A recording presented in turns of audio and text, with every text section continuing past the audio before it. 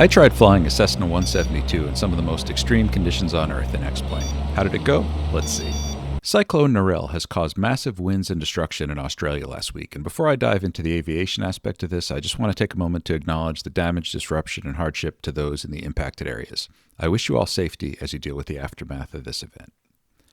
As a pilot, I believe that looking at severe weather events around the globe can help us become better equipped to comprehend the more common weather hazards that we encounter during pre-flight planning when we make that crucial go, no-go decision.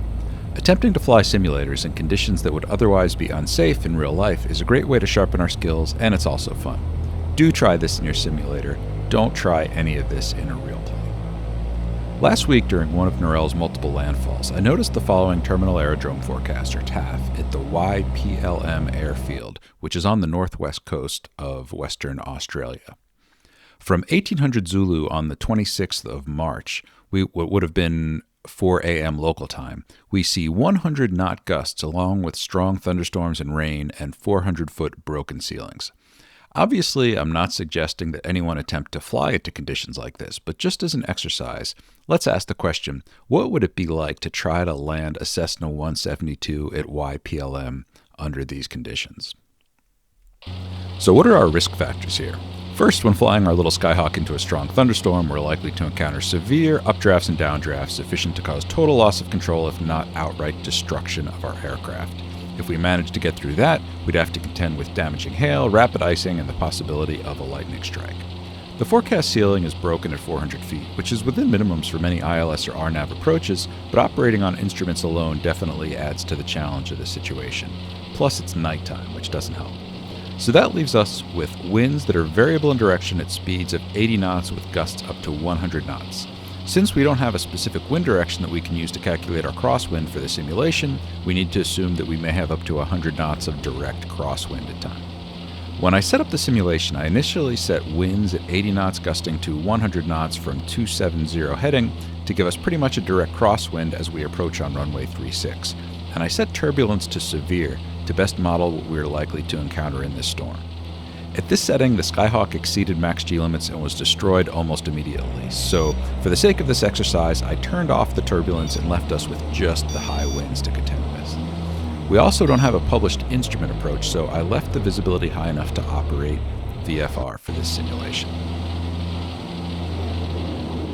And it's tough to fly the sim while staring out of the left window, especially when the pillar blocks our view of the runway. I also relied on the magenta diamond on the G1000 known as the ground track indicator, which shows your track over the ground. It's not an instrument approach, but if our desired course matches up with our ground track indicator and the CDI tuned to the VOR on the field is centered, then we're going to wind up pretty close to our runway. The POH says that maneuvering speed, or VA, in our 172 SP should be about 105 knots indicated at max gross, but I wound up ignoring this because at that speed we had so little authority over the 100-knot winds pushing us off course. Like I said, don't try any of this in a real plane. While I couldn't find any published instrument approaches, there is a VOR on the field which I tuned for situational awareness because I knew my wind correction angle was going to be very large. According to the POH, this aircraft has a max demonstrated crosswind capability of 15 knots, which we're exceeding here by about 85 knots. Again, don't try any of this in a real plane. And a normal landing should take place at 65 to 75 knots if the flaps are up, but at that speed we're not going to be able to maneuver anywhere close to the runway. So as we got closer to the runway, I was hoping to get lined up well enough that I could transition from using that strong crab or wind correction angle into the wind to using ailerons to keep us over the runway and the rudder to keep the longitudinal axis of our Cessna aligned with the runway center line. But my hunch was that there was no way that the rudder on a 172 would have enough authority to pull that off with 80 to 100 knot crosswinds. Let's see how it turned out.